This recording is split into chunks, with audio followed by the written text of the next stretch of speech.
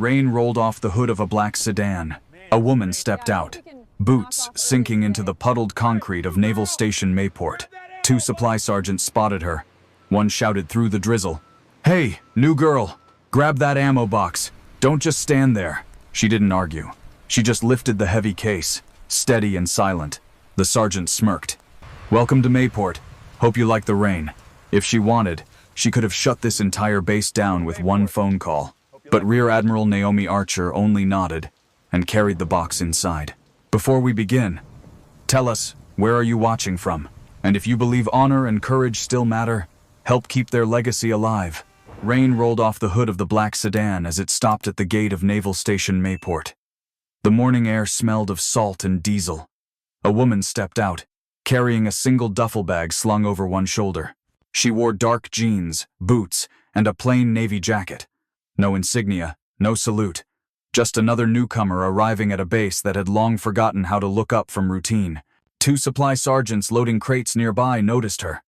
One of them, chewing gum, shouted through the drizzle, "Hey, new girl, grab that ammo box. Don't just stand there." She hesitated for a second, then walked over without a word. The metal container was heavier than it looked. She lifted it, steady but silent. The sergeant smirked. "Welcome to Mayport.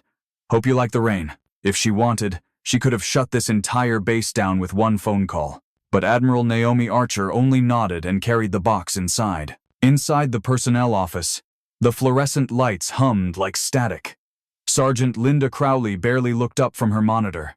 Her hands moved automatically. Stamp, file, slide forward. "Transfer from Norfolk?" Crowley muttered, not waiting for an answer. She stamped temporary ID, Lieutenant Archer, across the paperwork and handed over a badge. "Next." Naomi accepted it quietly. The false rank had been approved by the Pentagon, part of an undercover evaluation.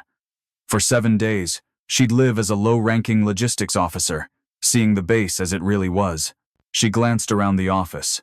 Coffee stains on the desk. A wall clock stuck at 10:03. A half-asleep corporal scrolling his phone near the door.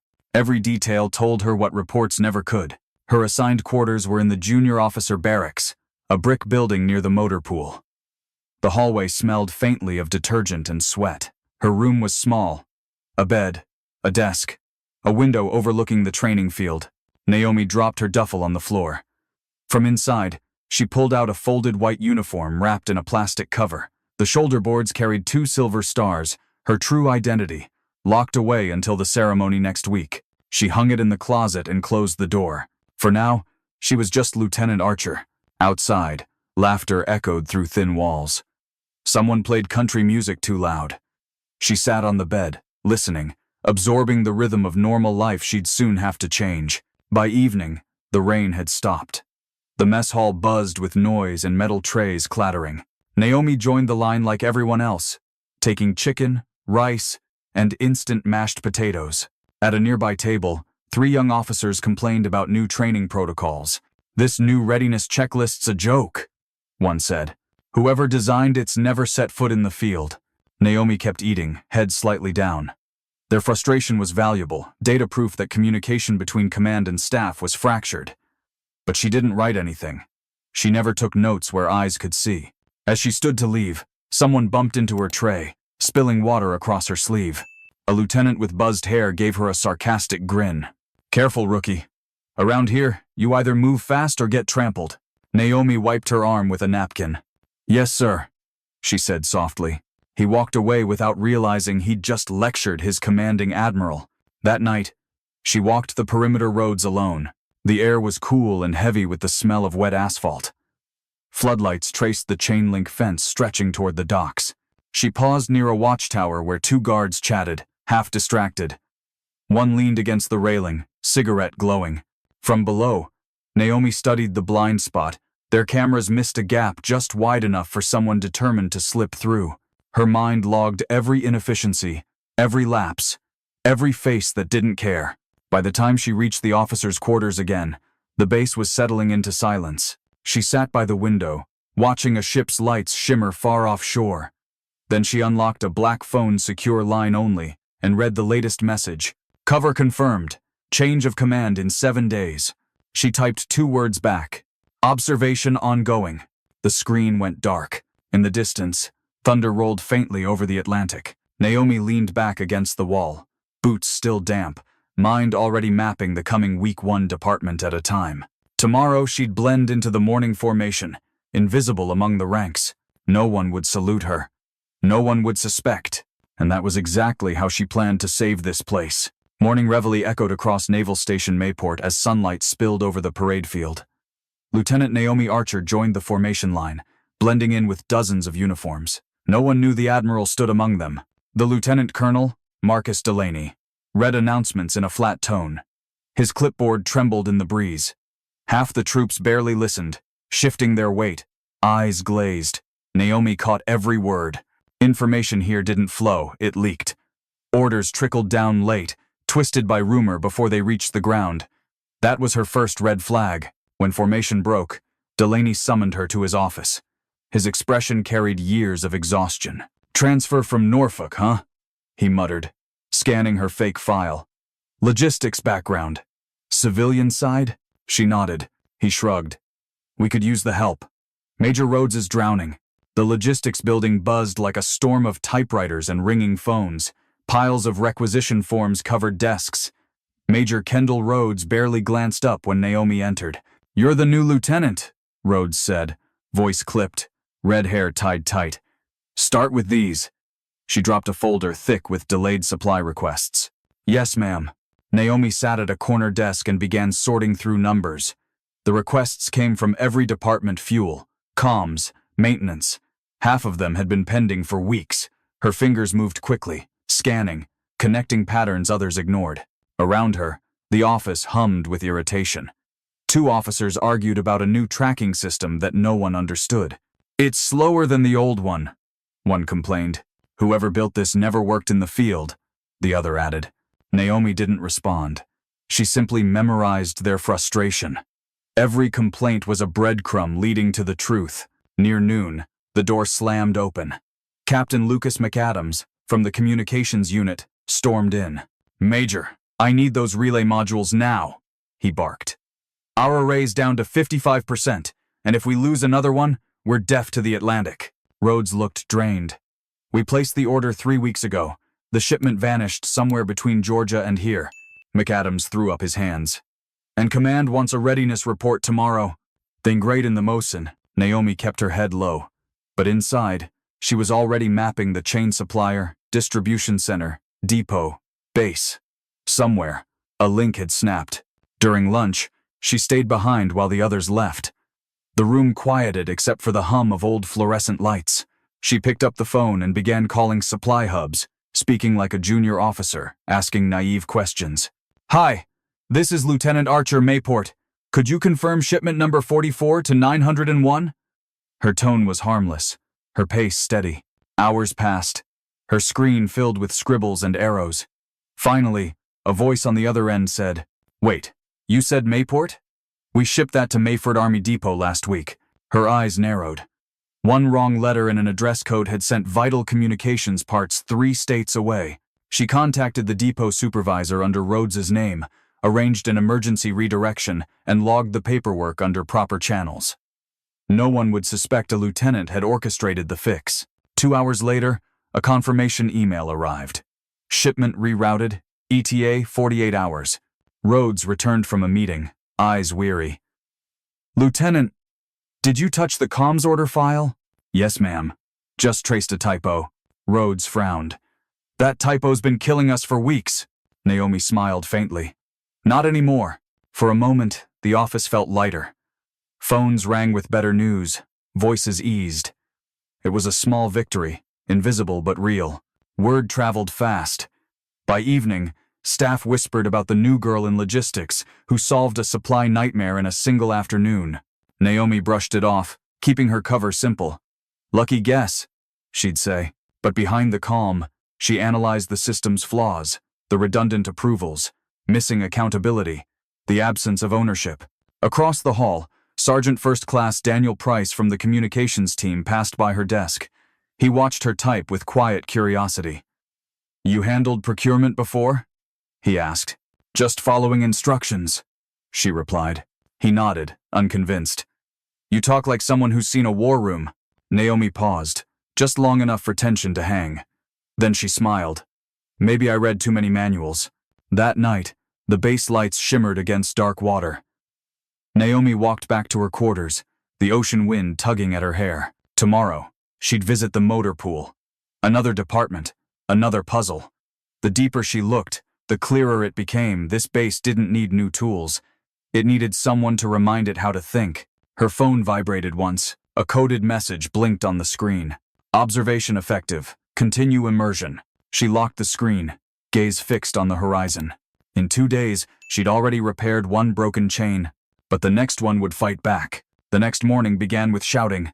The logistics office buzzed louder than usual as Major Kendall Rhodes stood face to face with Captain Ronald Keegan, the supply depot officer. Papers scattered across the desk between them. These numbers don't add up, Rhodes said, jabbing at a report. 4 laptops signed out to units that don't exist. Keegan adjusted his collar, pretending calm. Probably clerical errors, ma'am. The database is outdated. Naomi listened from her corner, pretending to type. But the tension in Keegan's voice wasn't clerical. It was fear. Rhodes crossed her arms. You've said that 3 times this month. Real have sewed head. I'll look into it, he replied sharply, snatching the file and walking out. When the door closed, Rhodes sighed. I swear, something's off down there. Naomi didn't answer. She was already deciding how to find out. That afternoon, she volunteered to deliver paperwork to the supply depot. The building sat near the docks, large, echoing, and cluttered with crates. Forklifts beeped through narrow aisles. Staff Sergeant Jenna Pike greeted her, wiping grease from her hands. New face. You here to drop forms or pick up trouble? Naomi smiled politely. Just trying to learn the system, Pike laughed. Good luck. Around here, systems learn you. As they walked, Pike talked easily, unaware of who she was showing around. Captain Keegan handles all the high-value shipments himself. Likes to check inventory late nights. Says it's efficiency. Naomi raised an eyebrow. Alone? Yeah. Makes the rest of us nervous, honestly. That was all she needed to hear. By evening, rumors began swirling in the recreation center. A small crowd gathered near the pool table, swapping gossip between beers. Naomi sat at a corner table, listening without looking up. Keegan just bought a Mustang, one corporal said. Custom rims, leather seats. Another laughed. On a captain's salary? Must be miracle budgeting, someone added. Or a side hustle. Naomi sipped her drink slowly. Every careless joke built the same picture, a man living above his pay grade, hiding it behind paperwork. When she stood to leave, Specialist Aaron Holt called out, Hey, Lieutenant, you work with Rhodes, right? Tell her not to push Keegan too hard. He's got friends up top. Naomi smiled faintly. I'll keep that in mind. Her eyes, however, said something else entirely. Rain fell again that night, steady and cold. The base grew quiet as curfew passed. Naomi put on her jacket and slipped out of the barracks, her badge tucked into a pocket. The depot lights glowed faintly through the mist. She used the spare keycard Rhodes had lent her for training, though this was no exercise. Inside, the air smelled of metal and dust.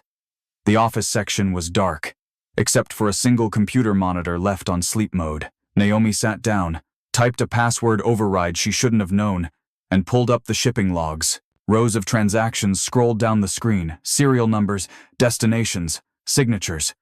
She froze at one line. Destination, 11th Logistics Unit, Fort Hadley. There was no such unit. She opened 10 more entries. The pattern was identical.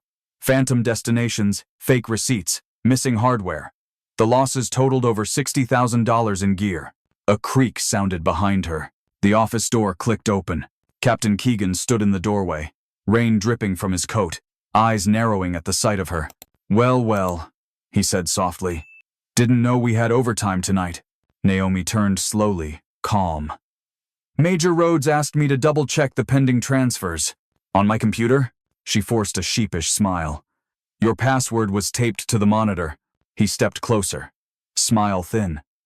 Lieutenants who snoop here tend to transfer out fast. Naomi held his gaze. Then I'll make sure the paperwork's clean before I go. For a moment, silence filled the room, only rain tapping the windows. Then Keegan chuckled and walked away, leaving muddy footprints. but his look said he'd be watching her now. Back in her quarters, Naomi locked the door and uploaded the screenshots to her secure device. Encrypted transmission, Pentagon contact CID team standby protocol. A reply came within minutes. Hold position. Do not engage. Arrests authorized after reveal. She exhaled slowly, sitting on the edge of the bed. For the first time since arriving, the danger felt real. If Keegan sensed what she'd done, he could bury the evidence or worse. Outside, thunder rolled over the coast again. Naomi opened the blinds, staring toward the faint glow of the depot across the field. Tomorrow she would act normal. Push no buttons, raise no alarms. 3 days remained until the ceremony. 3 days until the base learned who she really was. And if Keegan moved first, someone else might never live to see it. By sunrise, tension rippled through Naval Station Mayport. The change of command ceremony was set for the afternoon, and rumors swirled like wind around the docks. Some said the new commander was a stern bureaucrat from D.C. Others claimed it was a grizzled veteran from Norfolk. No one guessed she was already among them. Inside the logistics building, Major Rhodes was barking orders. Double-check every shipment log and clean your desks. We're not embarrassing ourselves today. Her team scrambled to comply. Naomi worked quietly beside them, moving through forms as if she'd always been there. Lieutenant Colonel Delaney entered, face drawn but composed. Rhodes, make sure the final readiness report's signed. And Lieutenant Archer, good job with that comms fix last week. Naomi nodded. Thank you, sir. He smiled faintly, unaware he was addressing his future commanding admiral. As noon approached, Naomi excused herself, saying she needed to visit medical before the ceremony. She left the building unnoticed, heading toward her quarters. The hall was empty, silent except for her footsteps. She opened her closet and unzipped the plastic cover. The white dress uniform shimmered under the light, its 2 silver stars glinting like small blades. For the first time in a week, she stood before the mirror as herself. Her expression hardened. The disguise had served its purpose. She had seen the cracks, the corruption, the talent buried under bureaucracy. Now came the reckoning. She straightened her collar and pinned the insignia to her shoulders.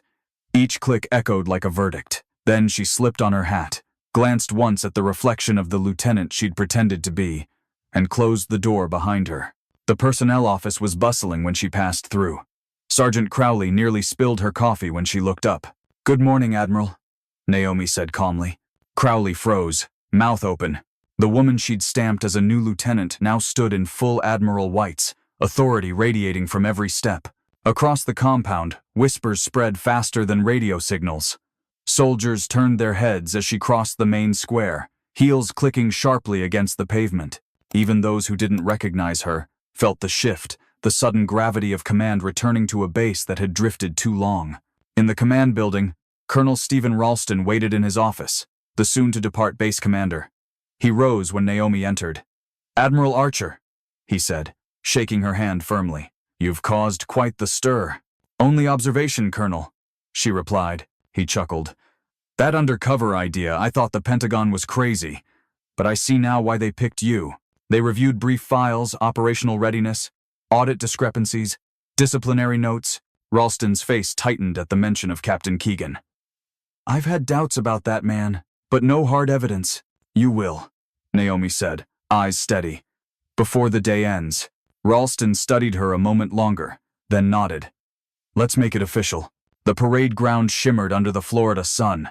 Rows of sailors and Marines stood at attention, their uniforms crisp, flags snapping in the wind. The bleachers were filled with visitors, Pentagon officials, local dignitaries, families watching from the shade. As the band struck its opening notes, Ralston took the podium. He spoke about leadership, service, and change. Then his voice lifted. "It is my honor to introduce the new commander of Naval Station Mayport, Rear Admiral Naomi Archer." For a heartbeat, the crowd went still. Then she stepped forward. Gasps rippled through the formation.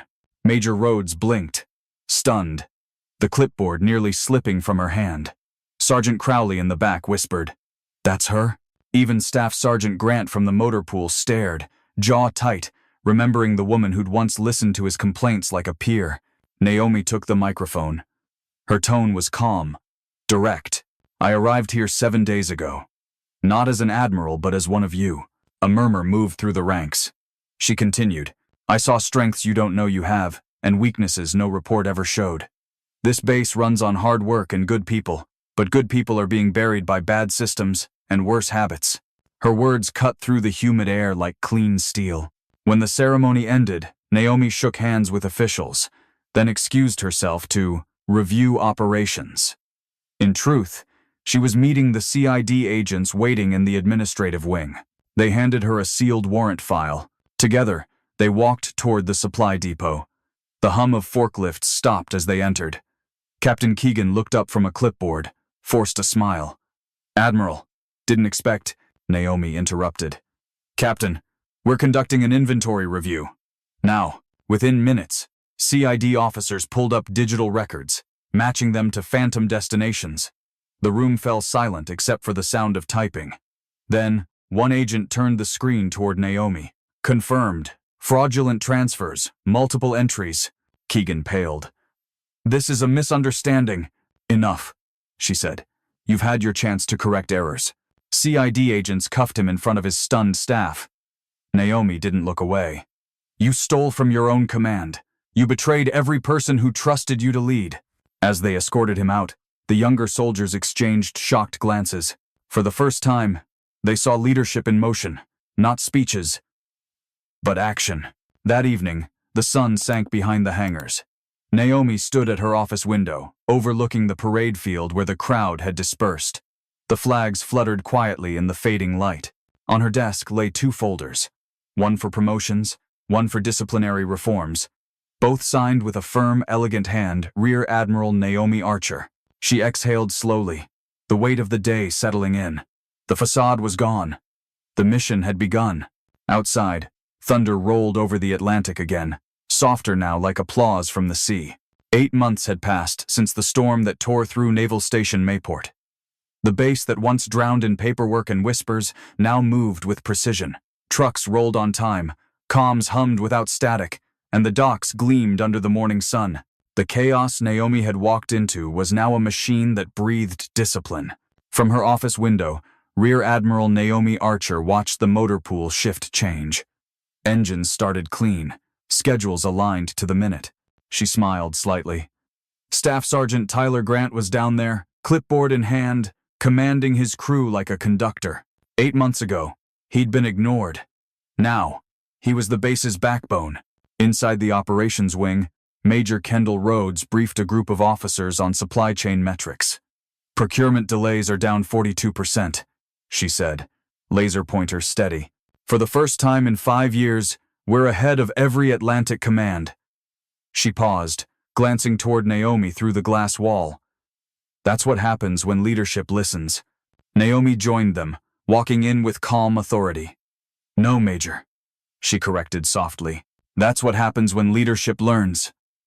The room chuckled, but her eyes were serious.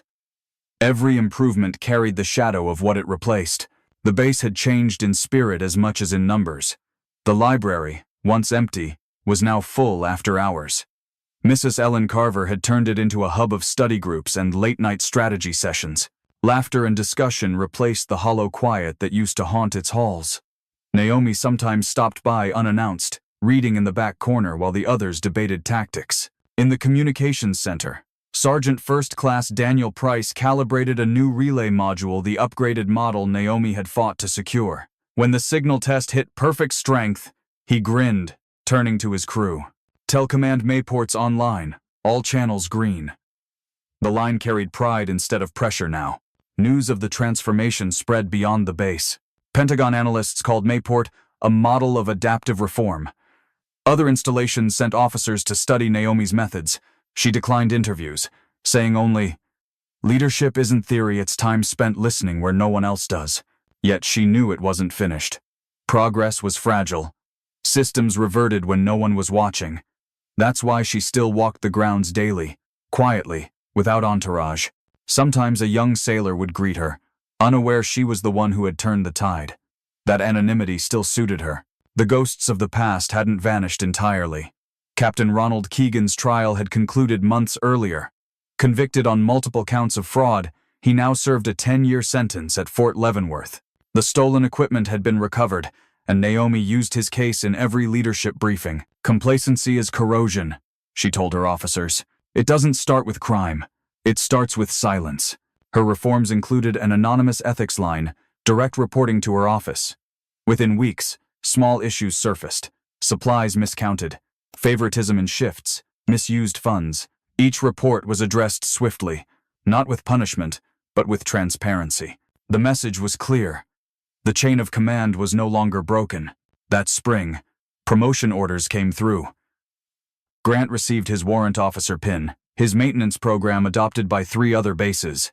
Price was sent to California to train comms specialists. Even Mrs. Carver received a civilian commendation for educational innovation. Naomi insisted every ceremony be held on the same parade field where she'd once revealed her rank. Standing at the podium, she told them simply, "This is your victory. You made Mayport stand again." Applause thundered. But behind the pride, she felt a flicker of melancholy. Success meant she was no longer needed here. That evening, the sun melted into the horizon, painting the bay gold. Naomi walked along the pier, her heels clicking softly against the planks. Seagulls circled above the waves. For the first time in months, her secure phone buzzed not with base updates, but a single encrypted message. "Redeployment request. West Coast installation. Classified." She opened the attached file. Photos of another base, rusted fences, broken vehicles, late reports. The same disease, just in a new host. Behind her, Colonel Delaney, now her deputy, approached. "They're sending you to fix another one, aren't they?" Naomi's gaze stayed on the water.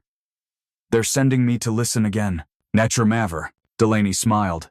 "Then I pity the next Captain Keegan." She didn't answer, only slipped the phone back into her pocket. The wind caught her hair, carrying the faint scent of sea salt and diesel. As darkness settled, the base lights flickered on one by one, steady, synchronized, alive. The hum of engines, the rhythm of footsteps, the chatter of sailors, it was harmony. Naomi turned toward the helipad. A transport rotor was warming up, its blades slicing the evening air. She walked toward it without hesitation. At the cabin door, she paused and looked back at Mayport, glowing beneath the stars. "Stay sharp," she whispered, though no one could hear. The helicopter lifted off, climbing into the night sky. Somewhere far below, Mayport kept running, disciplined, proud, and ready. And as the Admiral disappeared into the clouds, a quiet legend remained among the ranks. The story of the new girl who arrived in the rain and rebuilt an empire of order from the inside out.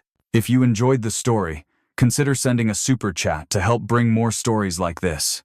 Now, click on the video on the screen to hear another story that's just as powerful and captivating, with courage, sacrifice, and a choice that will leave you questioning everything you thought you knew about duty and justice.